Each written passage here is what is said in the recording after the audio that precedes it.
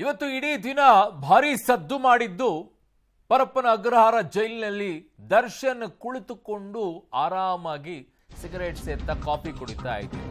ತದನಂತರ ಈಗ ಮತ್ತೊಂದಿಷ್ಟು ಬೆಳವಣಿಗೆ ಆಗಿದೆ. ಒಂದು ವಿಡಿಯೋ ಕೂಡ ಆಚೆ ಬಂದಿದೆ. ಈ ವಿಡಿಯೋ ಏನಿದೆ, ಜೈಲಿಂದಲೇ ಆಪ್ತರಿಗೆ ನಟ ದರ್ಶನ್ ವಿಡಿಯೋ ಕಾಲ್ ನಲ್ಲಿ ಮಾತನಾಡಿರೋ. ವಿಡಿಯೋ ಕಾಲ್ ನಲ್ಲಿ ನಟ ದರ್ಶನ್ ಫುಲ್ ಬಿಂದಾಸ್ ಆಗಿ ಮಾತನಾಡ್ಕೊಂಡು ಕೂತಿದ್ದಾರೆ. 25 ಸೆಕೆಂಡ್ಗಳ ವಿಡಿಯೋ ಕಾಲ್ ದೃಶ್ಯ ವೈರಲ್ ಆಗ್ತಾ ಇದೆ. ಪರಪ್ಪನ ಅಗ್ರಹಾರ ಜೈಲಲ್ಲಿ ಅಸಲಿಗೆ ಏನ್ ನಡೀತಾ ಇದೆ, ನಟ ದರ್ಶನ್ಗೆ ಕಾರಾಗೃಹದಲ್ಲಿ ಏನೆಲ್ಲ ವ್ಯವಸ್ಥೆಯನ್ನ ನೀಡಲಾಗಿದೆ, ಇದೇನ್ ಜೈಲು ಅಥವಾ ರೆಸಾರ್ಟ್? ನಾನು ಕ್ರಿಮಿನಲ್ಸ್ಗಳ ರೆಸಾರ್ಟ್ ಅಂತ ಇದನ್ನ ಕರಿತೀನಿ, ತಪ್ಪಾಗ್ಲಿಕ್ಕಿಲ್ಲ ಅಂತ ಕಾಣಿಸುತ್ತೆ. ಕಾರಣ ಒಂದು ರೀತಿಯಾಗಿ ಗೆಸ್ಟ್ ಹೌಸ್ ತರ ಆಗ್ಬಿಟ್ಟಿದೆ, ಇದು ರೆಸಾರ್ಟ್ ತರ, ಬೇಕಾದಾಗ ಹೋಗೋದು ಮತ್ತೆ ವಾಪಸ್ ಬರೋದು, ಗೆಸ್ಟ್ ಅಪಿಯರೆನ್ಸ್ ತರ. ಈ ದೃಶ್ಯವನ್ನ ನೋಡಿ, ವಿಡಿಯೋ ಕಾಲ್ ಇದು ಜೈಲಿನಿಂದ ಮಾತನಾಡಿರೋದು. ಇಷ್ಟು ಆರಾಮಾಗಿ ವಿಡಿಯೋ ಕಾಲ್ ಅಲ್ಲಿ ಆಚೆ ಮಾತನಾಡ್ತಾರೆ ಅಂತಂದ್ರೆ ಸಾಕ್ಷಿಗಳಿಗೆ ಬೆದರಿಕೆ ಹಾಕಲ್ವಾ? ಸಾಕ್ಷಿಗಳಿಗೆ ಭಯವನ್ನ ಹುಟ್ಟಿಸುವಂತ ಕೆಲಸವನ್ನ ಮಾಡೋದಿಲ್ವಾ? ಇನ್ನೇನಿದೆ, ಆಚೆಗೂ ಒಳಗಡೆಗಿರೋದು ವ್ಯತ್ಯಾಸ.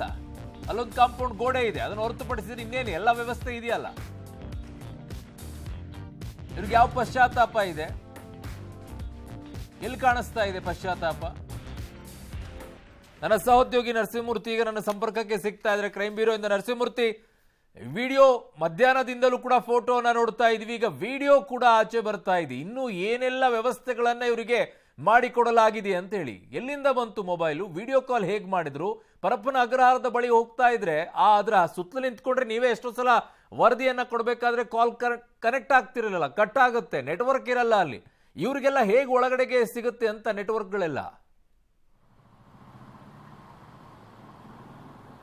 ಅರುಣ್, ಸಾಮಾನ್ಯವಾಗಿ ನಾವು ವರದಿ ಮಾಡೋದಕ್ಕೆ ಅಂತೇಳಿ ಪರಪ್ಪನ ಅಗ್ರಹಾರ ಜೈಲ್ ಬಳಿ ಹೋದಂತಹ ಸಂದರ್ಭದಲ್ಲಿ ನಮ್ಮ ಕಾಲ್ಗಳು ಕನೆಕ್ಟ್ ಆಗೋದಿಲ್ಲ, ನಾವು ಕೂಡ ಕಾಲ್ ಮಾಡೋದಕ್ಕೆ ಸಾಧ್ಯವಾಗೋದಿಲ್ಲ. ಆಫೀಸರ್ಸ್ನ ಕೇಳಿದಂತಹ ಸಂದರ್ಭದಲ್ಲಿ ಮೊದಲೆಲ್ಲ ನಮ್ಮ ಬಳಿ 2G ಮತ್ತು 4G ಜಾಮರ್ ಇತ್ತು, ಈಗ 5G ಜಾಮರನ್ನು ಕೂಡ ನಾವು ಹಾಕಿದ್ದೀವಿ, ಹೀಗಾಗಿ ಈಗ ಯಾವುದೇ ಒಳಗಡೆ ಮೊಬೈಲ್ ಇಲ್ಲ, ಯಾರು ಕಾಲನ್ನು ಮಾಡೋದಕ್ಕೆ ಆಗ್ತಿಲ್ಲ ಅನ್ನೋ ನಿಟ್ಟಿನಲ್ಲಿ ಉತ್ತರವನ್ನು ಕೊಡೋರು. ಆದರೆ ಇವತ್ತು ಒಂದು ವಿಡಿಯೋ ಅದು ವೈರಲ್ ಆಗಿದೆ. ಆ ಒಂದು ವಿಡಿಯೋ ದರ್ಶನ್ ಜೈಲಿನಲ್ಲಿ ಇದ್ದಂತಹ ವಿಡಿಯೋ. ಯಾಕಂತ ಹೇಳಿದ್ರೆ ಆ ಬ್ಯಾಕ್ ಡ್ರಾಪ್ನ ಸನ್ನಿವೇಶ ಏನಿದೆ ಅದು ಒಂದು ರೀತಿ ಜೈಲಿನಲ್ಲಿ ಇದ್ದಂತೆ ಕಂಡು ಬರ್ತಿದೆ. ಯಾರೋ ಅಂದರೆ ಆತ ಈಗ ಯಾರು ಮೊದಲಿಗೆ ವಿಡಿಯೋ ಕಾಲ್ನಲ್ಲಿ ಮಾತನಾಡಿದಾನಲ್ಲ ಆ ವ್ಯಕ್ತಿ, ಆತ ದರ್ಶನ್ ಜೊತೆ ಸಹ ಕೈದಿ ಅಲ್ಲ, ಅಂದರೆ ರೇಣುಕಾಸ್ವಾಮಿ ಕೊಲೆ ಪ್ರಕರಣದಲ್ಲಿ ಆತ ಭಾಗಿಯಾಗಿಲ್ಲ. ಆದರೂ ಕೂಡ ಆತ ದರ್ಶನ್ ಇದ್ದಂತಹ ಬ್ಯಾರಕ್ಗೆ ಬಂದಿದ್ದಾನೆ. ಆತ ಯಾರದ್ದೋ ಬಳಿ ಮಾತನಾಡಿದ್ದಾನೆ. ಅದಾದ ಬಳಿಕ ದರ್ಶನ್ಗೂ ಕೂಡ ಫೋನನ್ನು ಕೊಟ್ಟಂತಹ ಸಂದರ್ಭದಲ್ಲಿ ದರ್ಶನ್ ತುಂಬ ಆಪ್ತವಾಗಿ ಮಾತನಾಡಿದ್ದಾರೆ. ನಾನು ಚೆನ್ನಾಗಿದ್ದೀನಿ, ನೀನು ಚೆನ್ನಾಗಿದ್ದೀಯಾ, ಊಟ ಆಯ್ತಾ ಅನ್ನೋ ನಿಟ್ಟಿನಲ್ಲಿ ದರ್ಶನ್ ಮಾತನಾಡಿದ್ದಾರೆ. ಅಲ್ಲಿಗೆ ಜೈಲಿನಲ್ಲಿ ಎಲ್ಲವೂ ಕೂಡ ಕುಲ್ಲಂಕುಲ್ಲ ಮೊಬೈಲನ್ನು ರಾಜಾರೋಷವಾಗಿ ಬಳಸ್ತಿದ್ದಾರೆ. ನಿನ್ನೆಯಷ್ಟೇ CCB ಅಧಿಕಾರಿಗಳು ಜೈಲಿಗೆ ಭೇಟಿಯನ್ನು ಕೊಟ್ಟಿದ್ರು. ಈ ಸಂದರ್ಭದಲ್ಲಿ ಈ ಯಾವುದೇ ವಸ್ತುಗಳು ಸಿಕ್ಕಿಲ್ಲ ಅನ್ನೋ ನಿಟ್ಟಿನಲ್ಲಿ ಮಾಹಿತಿಗಳನ್ನು ಕೊಟ್ಟಿದ್ರು.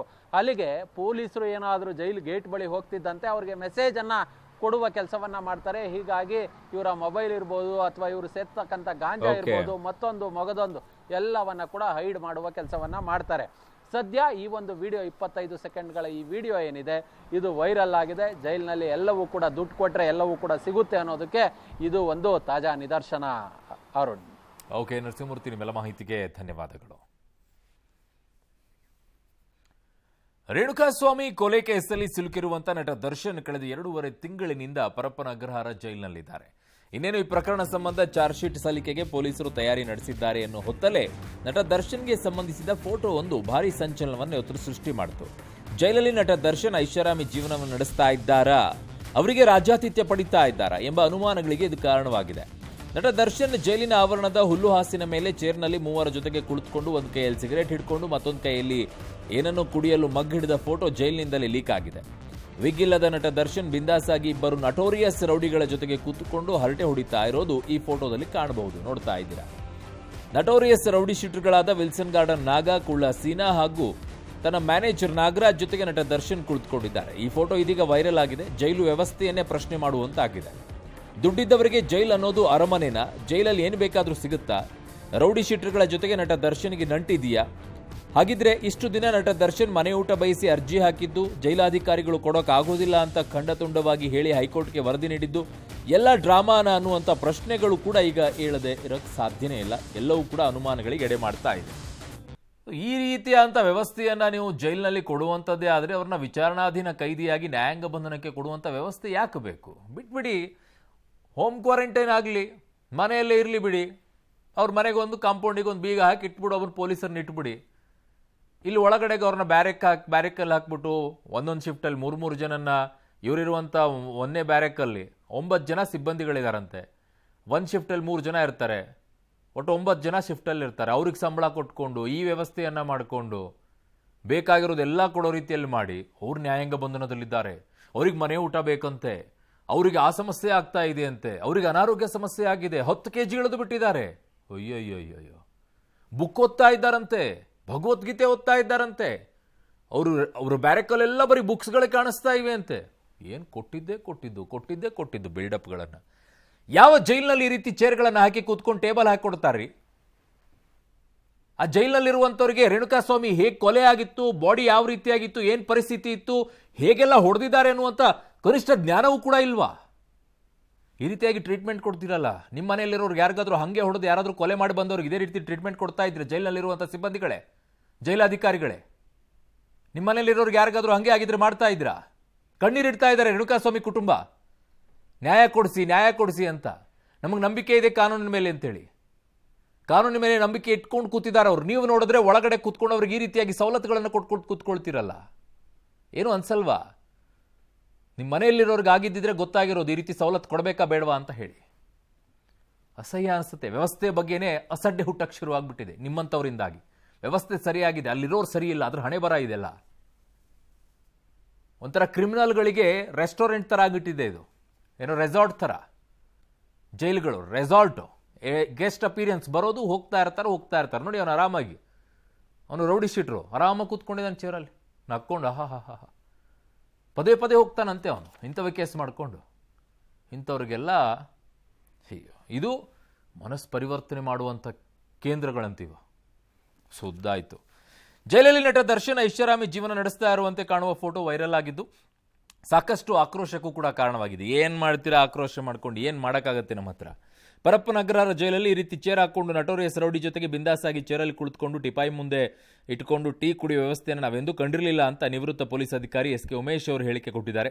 ಜೈಲಿನಲ್ಲಿ ಈ ರೀತಿಯಾಗಿ ಎಲ್ಲ ನಡೆಯೋದು ಖಂಡಿತವಾಗಿಯೂ ಕೂಡ ತಪ್ಪು. ಈ ಫೋಟೋ ಸರ್ಕಾರ ಮತ್ತು ಜೈಲು ಅಧಿಕಾರಿಗಳ ಮೇಲೆ ಬೇರೆಯದ್ದೇ ಪರಿಣಾಮ ಬೀರುತ್ತೆ. ನಟ ದರ್ಶನ್ ಅಭಿಮಾನಿಗಳಿಗೂ ಇದು ಬೇರೆಯ ಸಂದೇಶ ಕೊಡಬಹುದು ಅಂತ ಆತಂಕವನ್ನು ನಿವೃತ್ತ ಪೊಲೀಸ್ ಅಧಿಕಾರಿ SK ಉಮೇಶ್ ಅವರು ವ್ಯಕ್ತಪಡಿಸಿದ್ದಾರೆ. ಮತ್ತೊಂದು ಕಡೆಗೆ ಜೈಲಲ್ಲಿ ನಟ ದರ್ಶನ್ಗೆ ಸಿಗ್ತಾ ಇರುವಂಥ VIP ಟ್ರೀಟ್ಮೆಂಟ್ ಬಗ್ಗೆ ದರ್ಶನ್ ಗ್ಯಾಂಗ್ನಿಂದ ಕೊಲೆಯಾಗಿ ಹೋದ ರೇಣುಕಾಸ್ವಾಮಿ ತಂದೆ ತೀವ್ರ ಬೇಸರವನ್ನು ಹೊರಹಾಕಿದ್ದಾರೆ. ನಟ ದರ್ಶನ್ ರೆಸಾರ್ಟ್ನಲ್ಲಿ ಇದ್ದಂತಿದೆ, ಆತನ ಮುಖದಲ್ಲಿ ಪಶ್ಚಾತ್ತಾಪದ ಭಾವನೆ ಕಂಡು ಬರ್ತಾ ಇಲ್ಲ. ಹೀಗಾದರೆ CBI ತನಿಖೆಗೆ ವಹಿಸಿ ಅಂತ ಕೇಳಬೇಕಾಗುತ್ತೆ. CM ಈ ಬಗ್ಗೆ ಕ್ರಮ ವಹಿಸಬೇಕು ಅಂತ ಒತ್ತಾಯಿಸಿದ್ದಾರೆ. ಟೀಕೆ ಆಕ್ರೋಶದ ಬೆನ್ನಲ್ಲೇ ಪರಪ್ಪನ ಅಗ್ರಹಾರ ಜೈಲು ಅಧಿಕಾರಿಗಳು ಎಚ್ಚೆತ್ತುಕೊಂಡಂತೆ ಕಾಣಿಸ್ತಾ ಇದೆ.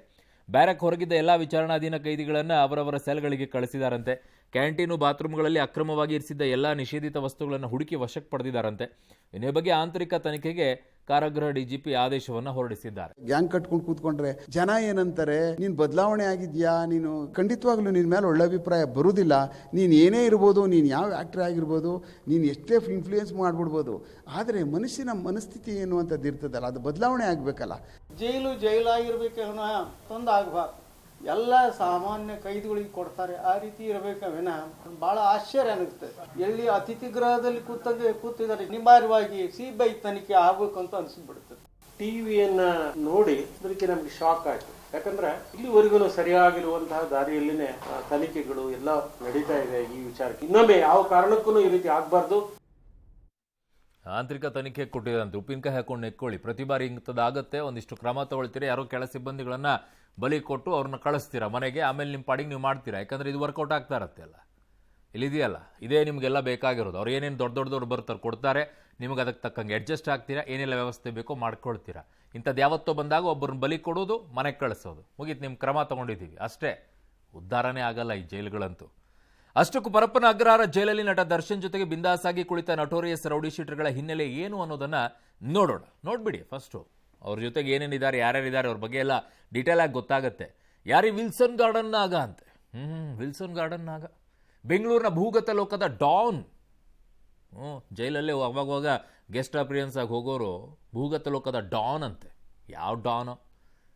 ಸಿದ್ದಾಪುರ ಮಹೇಶ್ನ ಮರ್ಡರ್ ಕೇಸ್ನಲ್ಲಿ ಜೈಲಾಗಿದೆ. ಒಂದು ಮರ್ಡರ್ ಮಾಡಿಬಿಟ್ರೆ ಇವರು ಡಾನ್ಗಳಾಗ್ಬಿಡ್ತಾರೆ. ಅವರು ಭಯ ಉಡ್ಸ್ಕೊಂಡು ಓಡಾಡ್ತಾ ಇರೋದಂತೆ. ಎನ್ಕೌಂಟ್ರ್ ಮಾಡೋಕ್ಕಾಗಲ್ವೇನ್ರಿ ಪೊಲೀಸರು? ನಿಮಗೆಲ್ಲ ಏನಾಗಿದೆ? ನಿಮಗೆಲ್ಲ ಇಂಥವ್ರೆಲ್ಲ ಇಟ್ಕೊಂಡು ಇನ್ನೂ ಬೆಳೆಸ್ಕೊಂಡು ಕೂತ್ಕೊಂಡಿದ್ದೀರ. ಕೋರ್ಟ್ ಮುಂದೆ ಶರಣಾಗಿ ಜೈಲು ಸೇರಿದ್ದ. ಕೋಕಾ ಕಾಯ್ದೆ ಅಡಿ ಜೈಲಿಗೆ ಪೊಲೀಸರು ಕಳಿಸಿದ್ರು. ಅಲ್ಲಿಗೆ ಮುಗೀತು. ಒಳಗಡೆ ಏನು ವ್ಯವಸ್ಥೆ ಬೇಕೋ ಎಲ್ಲ ಆಗೋಯ್ತು. ಅವನ ಇಚ್ಛೆನೂ ಮುಗಿದೋಗಿತ್ತು. ಮರ್ಡರ್ ಮಾಡಿದ್ದು ಇದು ಮುಗಿದೋಯ್ತಲ್ಲ, ಇನ್ನೇನಿದೆ? ಈಗ ಒಳಗಡೆಗೆ ಬೇಕಾಗಿರೋ ಎಲ್ಲ ವ್ಯವಸ್ಥೆಗಳು ಕೂತ್ಕೊಂಡು ಆರಾಮಾಗಿ ಎಂಜಾಯ್ ಮಾಡ್ಕೊಂಡು ಕೂತ್ಕೊಂಡಿದ್ದಾರೆ. ಇದು ಒಬ್ಬ ಮರ್ಡರ್ ಮಾಡಿ ಹೋದವನ ಕತೆ. ಇನ್ನೊಬ್ಬನು ನೋಡಿ, ಕುಳ್ಳ ಸೀನಾ ಅಂತೇವನು. ಕುಳ್ಳ ಸೀನಾ, ದೊಡ್ಡಕಲ್ಲ ಸಂದ್ರದ ಕುಳ್ಳ ಸೀನಾ ಅಂತೇವನು. ನಾನು ಬೆಂಗಳೂರು ದಕ್ಷಿಣ ವಿಭಾಗದಲ್ಲಿ ರೌಡಿ ಶೀಟರ್. ಕಾರ್ಪೊರೇಟರ್ ಕೊಲೆ ಕೇಸ್ನಲ್ಲಿ ಜೈಲ್ ಪಾಲು. ಕುಳ್ಳ ಸೀನಾ ಸಜಾ ಖೈದಿ. ಓಹೋ, ವಿಚಾರಣಾಧೀನ ಖೈದಿ ಅಲ್ಲ, ಶಿಕ್ಷೆ ಪ್ರಕಟವಾಗೋಗ್ಬಿಟ್ಟಿದೆ. ಆ ಸಾಹೇಬನು ಬಂದು ಇವ್ರ ಜೊತೆ ಕೂತ್ಕೊಂಡಿರೋದು. ಚೆನ್ನಾಗಿದೆ. ಹೆಂಗೆ ಬಿಟ್ರಿ? ಶಿಕ್ಷೆ ಒಳಪಟ್ಟಿರುವಂಥ ಕೈದಿಗಳಿಗೆ ಸೆಲ್ ಬೇರೆ ಇದೆ ತಾನೆ, ಇವ್ರ ವಿಚಾರಣಾಧೀನ ಕೈದಿಗಳಿಗೆ ಬೇರೆ ಇದೆ ತಾನೆ. ಹೆಂಗೆ ಇಲ್ಲಿಗೆ ಬಿಟ್ರಿ ಇವನ್ನ? ಯಾರು ಕೇಳೋಂಗಿಲ್ಲ. ಇದನ್ನು ಇಷ್ಟ ಬಂದಂಗೆ ಮಾಡ್ಕೊಂಡೋಗಿ ಏನಾಗಬೇಕಾಗಿದೆ? ಕೋಣನಕುಂಟೆ ಠಾಣೆಯಲ್ಲಿ ಹಲವು ಕೇಸ್ಗಳು ಕೂಡ ಇದೆ. ಇನ್ನು ಇವರನ್ನೆಲ್ಲ ಸಾಕ್ತಾ ಇದ್ದೀರಾ. ಜನ ಕಟ್ಟುವಂಥ ತೆರಿಗೆ ದುಡ್ಡಲ್ಲಿ ಇವರನ್ನೆಲ್ಲ ಸಾಕಬೇಕು. ಇವರಿಗೆಲ್ಲ ಈ ರೀತಿಯಾಗಿ ವ್ಯವಸ್ಥೆಯನ್ನು ಮಾಡಿಕೊಡ್ಬೇಕು. ಒಂದು ಕ್ಯಾಮ್ರಾ ಹಾಕಿ ಜೈಲಿನಲ್ಲಿ, ಜನ ಪಬ್ಲಿಕ್ ನೋಡ್ಬೇಕು ಇನ್ಮೇಲೆ ಜೈಲಲ್ಲಿ ಏನೇನಿರುತ್ತೆ ಅಂಥೇಳಿ. It's only one solution. ಜೈಲಿನಲ್ಲಿ ಕ್ಯಾಮ್ರಾಗಳನ್ನು ಹಾಕಿ ವಿಚಾರಣಾಧೀನ ಕೈದಿಗಳಾಗಿರ್ಬೋದು ಒಳಗಡೆಗೆ ಏನು ನಡೀತಾ ಇದೆ ಅನ್ನೋದು ಪಬ್ಲಿಕ್ ಡೊಮೈನಲ್ಲಿ ಇರಬೇಕು. ಯಾಕಂದರೆ ಸಮಾಜ ಹಾಳು ಮಾಡುವಂಥ ಕೆಲಸವನ್ನು ಇವರೆಲ್ಲ ಮಾಡಿರೋದ್ರ ಮೇಲೆ ಅವ್ರು ಏನು ಮಾಡ್ತಾ ಇದ್ದಾರೆ ಅನ್ನೋದು ಪಬ್ಲಿಕ್ ಡೊಮೈನಲ್ಲಿ ಇರಬೇಕು, ಪಬ್ಲಿಕ್ ಡೊಮೈನಲ್ಲಿ ಕಾಣಬೇಕು. ಕೋರ್ಟ್ನಲ್ಲಿ ಹೇಗಾದರೂ ವಾದ ಪ್ರತಿವಾದಗಳು ಗೊತ್ತಾಗೋ ರೀತಿಯಲ್ಲಿ ಕೋರ್ಟದ್ದು ಹಾಕಿದಾರಲ್ಲ, ನಿಮ್ಮ ಜೈಲು ಇದರಲ್ಲೇ ಹಾಕಿ, ವೆಬ್ಸೈಟಲ್ಲೇ ಲೈವೇ ಬರಲಿ, ಗೊತ್ತಾಗಲಿ ಏನಾಗುತ್ತೆ, ಕೈದಿಗಳು ಕರೆಕ್ಟಾಗಿದ್ದಾರೆ ಇಲ್ಲೋ ಅಂಥೇಳಿ. ಹೆಂಗಿರುತ್ತೆ ಅನ್ನೋದಾದ್ರೂ ಗೊತ್ತಾಗಬೇಕು. ಒಂದ್ಸಲ ಮಾಡೋಕ್ಕಾಗತ್ತಾ? ಆಗಲ್ಲ. ನಿಮ್ಮ ಹತ್ರ ಈ ವ್ಯವಸ್ಥೆ ಆಗಲ್ವಲ್ಲ, ಬೇಕಾಗಿರೋ ಅಡ್ಜಸ್ಟ್ಮೆಂಟ್ಗಳಾಗೋದಿಲ್ವಲ್ಲ, ಅದರ ಹಣೆ ಬರ ಮಾಡಿ ಒಂದ್ಸಲ ನೋಡೋಣ. ಗಟ್ಟಿ ಧೈರ್ಯ ಇದ್ರೆ ಈ ಸಲ ಈ ಸರ್ಕಾರಕ್ಕೆ ಅಥವಾ ಗೃಹ ಮಂತ್ರಿಗಳಿಗೆ ಧೈರ್ಯ ಮಾಡ್ಕೊಳ್ಳಿ, ಕೊಟ್ಬಿಡಿ ಸರ್. ಕ್ಯಾಮ್ರಾ ಲೈವ್ ಫೀಡನ್ನು ಆಚೆ ಕೊಡಿ, ಅದೇನು ಮಾಡ್ತಾರೆ ನೋಡೋಣ. ಎಲ್ಲ ಆಚೆ ಬರಲಿ, ಗೊತ್ತಾಗಲಿ ಕರೆಕ್ಟಾಗಿ. ಅವಾಗಾದರೂ ಸರಿ ಆಗುತ್ತಾ ಅಂತೇಳಿ. ನಿಮ್ಮನ್ನು ನಂಬಕ್ಕಾಗಲ್ಲ ಅಧಿಕಾರಿಗಳನ್ನು, ಗೃಹ ಮಂತ್ರಿಗಳನ್ನು ನಂಬೋದು. ಪರಮೇಶ್ವರ್ ಬಗ್ಗೆ ನಂಬಿಕೆ ಇದೆ, ಆದರೆ ಈ ಜೈಲಲ್ಲಿರುವಂಥ ಅಧಿಕಾರಿಗಳನ್ನು ನಂಬುವಂಥ ಪರಿಸ್ಥಿತಿಲಿ ನಾವಿಲ್ಲ. ಪದೇ ಪದೇ ಇದೇ ಆಗ್ತಾ ಇದೆ. ಪರಪ್ಪನ ಅಗ್ರಹಾರ ಜೈಲಿನಿಂದಲೇ ಸೋರಿಕೆ ಆಗಿರುವಂಥ ದರ್ಶನ್ ಐಷಾರಾಮಿ ಜೀವನ ನಡೆಸ್ತಾ ಇರುವಂಥ ಫೋಟೋ ಹತ್ತಾರು ಚರ್ಚೆಗಳಿಗೆ ಕಾರಣವಾಗಿದೆ. ಇದರಿಂದ ದರ್ಶನ್ಗೆ ಇನ್ನಷ್ಟು ಸಂಕಷ್ಟ ಎದುರಾಗಬಹುದು ಅಂತಿದ್ದಾರೆ. ಮುಂದೆ ಏನೆಲ್ಲ ಆಗಬಹುದು, ಸಾಧ್ಯತೆಗಳೇನು ಅನ್ನೋದನ್ನು ನೋಡೋಣ. ಸೊ ನಟ ದರ್ಶನ್ ಫೋಟೋ ಎಫೆಕ್ಟ್ ಹೇಗಾಗುತ್ತೆ ಅಂತಂದರೆ, ನಟ ದರ್ಶನ್ಗೆ ಕೋರ್ಟ್ನಲ್ಲಿ ಹಿನ್ನಡೆ ಆಗಬಹುದು. ಬೇಲ್ ಸಿಗೋದಲ್ಲಿ ಡೆಫಿನೆಟಲ್ಲಿ ಆಗುತ್ತೆ. ಒಳಗಡೆಗೆ ಇದ್ಕೊಂಡೇ ಮೊಬೈಲಲ್ಲಿ ಮಾತನಾಡಿಕೊಂಡು ಹಾಯ್ ಚಿನ್ನ ಊಟ ಆಯ್ತಾ ಇವೆಲ್ಲ ಮಾತಾಡ್ಕೊಂಡು ಕೂತ್ಕೊಳ್ಳುವಂಥವ್ರು ಸಾಕ್ಷಿಗಳಿಗೆ ಬೆದರಿಕೆ ಹಾಕಲ್ವಾ? ವಿಡಿಯೋ ಕಾಲಲ್ಲಿ ಹಾಕಲ್ವಾ? ಮೊಬೈಲ್ ವ್ಯವಸ್ಥೆ ಒಳಗಡೆ ಮಾಡ್ಕೊಳ್ತಾರೆ ಅಂದರೆ ಇನ್ನೇನೇನಾಗ್ಬೋದು. ಇಲ್ಲೇ ಪಾರ್ಟಿ ಗುಂಡು ಎಲ್ಲ ತೊಗೊಂಡು ಹೋಗ್ತಾರೆ, ಅಲ್ಲಿ ಗುಂಡು ಸಿಗಲ್ವಾ ಇವರಿಗೆ? ಎಲ್ಲ ಸಲೀಸಾಗಿದೆ, ಚೆನ್ನಾಗಿ ನೆಮ್ಮದಿಯಾಗಿದ್ದಾರೆ. 10 kg ಎಲ್ರಿ ಡೌನ್ ಆಗಿದೆ ಇವ್ರಿಗೆ. ಮತ್ತೆ ಮನೆ ಊಟ ಬೇರೆ ಅಂತೆ, ಅದೊಂದು ಕೇಳು. ನಟ ದರ್ಶನ್ಗೆ ಜೈಲಲ್ಲಿ VIP ಟ್ರೀಟ್ಮೆಂಟ್ ಕಟ್ ಆಗಬಹುದು. ನಟ ದರ್ಶನ್ರನ್ನ ಬೇರೆ ಜೈಲಿಗೆ ಶಿಫ್ಟ್ ಮಾಡಬಹುದು. ನಟ ದರ್ಶನ್ಗೆ ಜಾಮೀನು ಸಿಗೋದು ಕಷ್ಟವಾಗಬಹುದು. ರೌಡಿ ವಿಲ್ಸನ್ ಗಾರ್ಡನ್ ನಾಗನ ವಿರುದ್ಧ ಕ್ರಮ ಆಗಬಹುದು. ಏನು ಕ್ರಮ ಅಂದರೆ ಅಲ್ಲಿಂದ ಇಲ್ಲಿಗೆ ಶಿಫ್ಟ್ ಮಾಡಿರ್ತೀರಿ, ಬೇರೆ ಏನು ತೊಗೊಳಕ್ಕಾಗತ್ತೆ ನಿಮ್ಮ ಹತ್ರ? ಜೈಲಿನ ಹಲವು ಅಧಿಕಾರಿಗಳ ತಲೆದಂಡ ಆಗ್ಬೋದು, ಅದೊಂದೇ ಅಲ್ವಾ ನಿಮ್ಗೆ ದಾರಿ? ಜೈಲಲ್ಲಿ ಅಕ್ರಮ ತನಿಖೆಗೆ ಸಮಿತಿ. ಅಯ್ಯೋ, ಇದನ್ನು ಕೇಳಿ ಸಾಕಾಗೋಯ್ತು ನಮಗಂತೂ. ಕೇಳಿ ಸಾಕಾಗೋಯ್ತು. ನಾನು ಹೇಳ್ತಾ ಇದ್ದೀನಲ್ಲ, ಲೈವ್ ಫೀಡ್ ಕೊಡಿ ಸಾಕು. ಅಷ್ಟು ಮಾಡಿ, ನೀವು ಯಾವ ತನಿಖೆನೂ ಬೇಡ, ಏನೂ ಬೇಡ, ಲೈವ್ ಫೀಡ್ ಕೊಡಿ. ಕ್ಯಾಮ್ರಾ ಹಾಕಿ ನಿಮ್ಮ ವೆಬ್ಸೈಟಲ್ಲಿ ಆಚೆ ಬಿಡಿ. ಏನೆಲ್ಲ ನಡೆಯುತ್ತೆ ಅನ್ನೋದು ಗೊತ್ತಾಗಲಿ. ಜೈಲಿನಲ್ಲಿ ಭಯ ಆದರೂ ಇರುತ್ತೆ, ಇಂಥವಾದ್ರಾಗ ಏನು ಮಾಡ್ತಾರೆ, ಯಾವ ರೀತಿಯಾಗಿರುತ್ತೆ ಅಂಥೇಳಿ. ಇಲ್ಲ ನೀವೇನಾದರೂ ಇವ್ರಿಗೆ ವ್ಯವಸ್ಥೆಯನ್ನು ಮಾಡ್ತಾ ಇದ್ರೆ ಅದು ಗೊತ್ತಾಗುತ್ತೆ. ಅದನ್ನಾದರೂ ಮಾಡಿ, ಆಗುತ್ತಾ ನೋಡೋಣ. ಇನ್ನು ನಟ ದರ್ಶನ್ ಹೊರಗೆ ಹೇಗೆಲ್ಲ ಬಿಂದಾಸ್ ಜೀವನ ನಡೆಸ್ತಾ ಇದ್ರೋ ಅದೇ ರೀತಿಯೇ ಜೈಲಲ್ಲೂ ಕೂಡ ದರ್ಶನ್ ಇರುವಂತೆ ಕಾಣ್ತಾ ಇದೆ. ದರ್ಶನ್ಗೆ ಬೇಕಿರುವಂಥ ವ್ಯವಸ್ಥೆಗಳೆಲ್ಲ ಮಾಡಿಕೊಡ್ತಾ ಇರುವಂಥ ಶಂಕೆಗೆ ಜೈಲಿನಿಂದ ಸೋರಿಕೆ ಆಗಿರುವ ಫೋಟೋಗಳು ಈಗ ಕಾರಣವಾಗ್ತಾ ಇದೆ. ಅಷ್ಟಕ್ಕೂ ಜೈಲು ನಿಯಮ ಏನು ಹೇಳುತ್ತೆ, ವಿಚಾರಣಾಧೀನ ಕೈದಿಗೆ ಏನೆಲ್ಲ ಸವಲತ್ತು ಸಿಗುತ್ತೆ, ಏನೆಲ್ಲ ಸಿಗಲ್ಲ ಅನ್ನೋದನ್ನು ನೋಡೋಣ. ಸೊ ದರ್ಶನ್ಗೆ ಜೈಲಲ್ಲಿ ರಾಜಾತಿಥ್ಯ ಕೊಡಲಾಗ್ತಾ ಇದೆ. ಹಾಗಿದ್ದಾಗ ಜೈಲ್ ನಿಯಮ ಏನು ಹೇಳುತ್ತೆ, ಯಾವ ರೀತಿಯಾಗಿದೆ? ವಿಚಾರಣಾಧೀನ ಕೈದಿ ಅಂದರೆ ಒಂದು ಆರೋಪ ಬಂದಂಥ ವ್ಯಕ್ತಿಗೆ ಅವನನ್ನು ಪೊಲೀಸ್ ಕಸ್ಟಡಿ ಕೊಡ್ತಾರೆ, ಇಲ್ಲ ನ್ಯಾಯಾಂಗ ಬಂಧನಕ್ಕೆ ಕೊಡ್ತಾರೆ. ಯಾಕೆಂದರೆ ಅವನು ಸಾಕ್ಷಿಗಳ ನಾಶವನ್ನು ಮಾಡಬಹುದು, ಅದರ ಮೇಲೆ ಒತ್ತಡವನ್ನು ಹಾಕ್ಬೋದು, ಪ್ರಭಾವವನ್ನು ಬೀರ್ಬೋದು ಅನ್ನೋ ದೃಷ್ಟಿಯಿಂದ ಆಚೆ ಬಿಡಬಾರ್ದು, ಅವನು ಜೈಲಲ್ಲಿ ಇರಬೇಕು ಅಂತ ಹೇಳಿ ಇಟ್ಕೊಳ್ತಾರೆ. ಆಗ ಅವನಿಗೊಂದಿಷ್ಟು ಸವಲತ್ತುಗಳನ್ನು ಕೊಡ್ತಾರೆ. ಅದೇ ಏನು ಸವಲತ್ತು? ಸೊ ಕೈದಿಗೆ ಅಗತ್ಯ ವಸ್ತುಗಳನ್ನು ಹೊರತುಪಡಿಸಿ ಇನ್ನೇನು ಕೊಡೋ ಹಾಗಿಲ್ಲ. ಕೋರ್ಟ್ ಅನುಮತಿ ಇಲ್ಲದೆ ಮನೆಯೂಟ ಸೇರಿ ಇತರೆ ಸೌಲಭ್ಯಗಳಿಗೆ ಅವಕಾಶ ಇಲ್ಲ. ಅವನು ಅನಾರೋಗ್ಯ ಸಮಸ್ಯೆ ಇದ್ದಾಗಲೂ ಸಹ ಪರ್ಮಿಷನ್ ತಗೊಳ್ಬೇಕಾಗತ್ತೆ ಇಂತಿಷ್ಟು ದಿನಗಳವರೆಗೂ ಅಂತ ಹೇಳಿದೆ. ಜೈಲಿನ ಲಾನ್ನಲ್ಲಿ ಚೇರ್ ಟಿಪಾಯಿ ಹಾಕೊಂಡು ಕುಳಿತು ಮಾತನಾಡುವ ವ್ಯವಸ್ಥೆ ಅಂತೂ ಖಂಡಿತವಾಗಿಯೂ ಕೂಡ ಇಲ್ಲ. ಅಂಥದ್ದು ಎಲ್ಲೂ ಇಲ್ಲ. ಆ ನಿಯಮಗಳು ಇಲ್ಲವೇ ಇಲ್ಲ. ಚೇರ್ ಹಾಕ್ಕೊಂಡು ಟಿಪಾಯಿ ಹಾಕ್ಕೊಂಡು ಆರಾಮಾಗಿ ನಾನು ಕೂತ್ಕೊಳ್ತೀನಿ ಇಲ್ಲವೇ ಇಲ್ಲ. ಜೈಲಿನಲ್ಲಿ ಎಲ್ಲೆಂದರಲ್ಲಿ ಸಿಗರೇಟ್ ಸೇದಕ್ಕೆ ಅವಕಾಶ ಇಲ್ಲ. ಬೀಡಿ ಅಂತ ಸೇವನೆ ಮಾಡೋಕ್ಕಂತೂ ಅವಕಾಶ ಇಲ್ಲ. ಬಟ್ ನಿಮಗೆ ಜೈಲಿನ ಒಳಗಡೆಗೆ ಒಂದು ಈ ಶಾಪ್ ಥರ ನಮ್ಮಲ್ಲಿ ಗೂಡು ಅಂಗಡಿಗಳಿರ್ತಾವಲ್ಲ ಆಚೆಗೆ, ಆ ಥರ ಒಂದು ಗೂಡು ಅಂಗಡಿ ಇರುತ್ತೆ. ನೀವು ಅಲ್ಲಿ ಪರ್ಚೇಸ್ ಮಾಡ್ಬೋದು. ನೀವು ದುಡ್ಡನ್ನು ಕೊಟ್ಟು ಟೋಕನ್ಗಳನ್ನು ತೊಗೊಂಡು ಇಟ್ಕೊಳ್ಬೇಕು. ಆ ಟೋಕನ್ ಎಷ್ಟು ಮೌಲ್ಯದ್ದು ಅನ್ನೋದ್ರ ಮೇಲೆ ನಿಮಗೆ ಒಳಗಡೆಗೆ ಇರುತ್ತೆ. ನಿಮ್ಗೆ ಆಚೆಗೆ 100 ರೂಪಾಯಿಗೆ ಒಂದು ಏನೋ ಸಿಗುತ್ತೆ ಅನ್ನೋದಾದರೆ ಅಲ್ಲಿ 500 ರೂಪಾಯಿ 600 ರೂಪಾಯಿಗೆ ಸಿಗುತ್ತೆ ಅಂತ ನನಗಿರುವಂಥ ಮಾಹಿತಿ. ಒಂದು ಸಿಗರೇಟ್ ಫಾರ್ ಎಕ್ಸಾಂಪಲ್, ಅದು ರೇಟ್ ಜಾಸ್ತಿ ಅಂಥೇಳಿ ಅಲ್ಲಿ ತೊಗೊಳ್ಬೇಕಾದ್ರೆ ಟೋಕನ್ ಕೊಟ್ಟು ತೊಗೊಳ್ಬೇಕು. ಅವಕಾಶ ಇದೆ ವಿಚಾರಣಾಧೀನ ಕೈದಿಗಳಿಗೆ ಇದೆ. ಸೊ ಜೈಲಿಗೆ ಸಿಗರೇಟು, ಮಾದಕ ವಸ್ತು, ಸಿಗರೇಟ್ ಇಲ್ಲ, ಸಿಗರೇಟದ್ದೇನು ಸಮಸ್ಯೆ ಇಲ್ಲ, ಒಳಗಡೆನೆ ಕೊಡ್ತಾರೆ. ಯಾಕಂದರೆ ಚಟದಿಂದ ಏಕಕಾಲದಲ್ಲಿ ಬಿಟ್ಟಾಗ ಅದು ಅನಾರೋಗ್ಯದ ಮೇಲೆ ಪರಿಣಾಮಗಳನ್ನು ಬೀಳುತ್ತೆ ಅನ್ನೋ ದೃಷ್ಟಿಯಿಂದ ಅದಕ್ಕೆ ಮಾದಕ ವಸ್ತು ಅಂತ ಇಲ್ವೇ ಇಲ್ಲ. ಮದ್ಯ ಸರಬರಾಜು ಅಂತೂ ಹೇಳೋಕ್ಕಷ್ಟೇ. ಆಮೇಲೆ ಏನು ವ್ಯವಸ್ಥೆ ಬೇಕು ಕೊಡ್ತಾರೆ. ಇವೆಲ್ಲ ಸೇವನೆ ಶಿಕ್ಷಾರ್ಹ ಅಪರಾಧ ಅಂತಾರೆ. ಈಗ ಯಾವ ಶಿಕ್ಷೆ ಕೊಡ್ತೀರಾ? ವಿಚಾರಣಾಧೀನ ಕೈದಿ VIP ಸೆಲ್ನಲ್ಲಿದ್ದರೂ ಕೂಡ ಸ್ಪೆಷಲ್ ಸೆಕ್ಯೂರಿಟಿ ಕೊಡುವಂತಿಲ್ಲ. ಕೊಟ್ಟಿದ್ದಾರೆ, 9 ಜನ ಇದ್ದಾರೆ. ಏನು ಮಾಡ್ತೀರಾ? ಏನು ಮಾಡೋಕ್ಕಾಗಲ್ಲ. ನಿಯಮಗಳು ಸಾಮಾನ್ಯರಿಗೆ, ದೊಡ್ಡವರಿಗೆ ಅಲ್ಲ.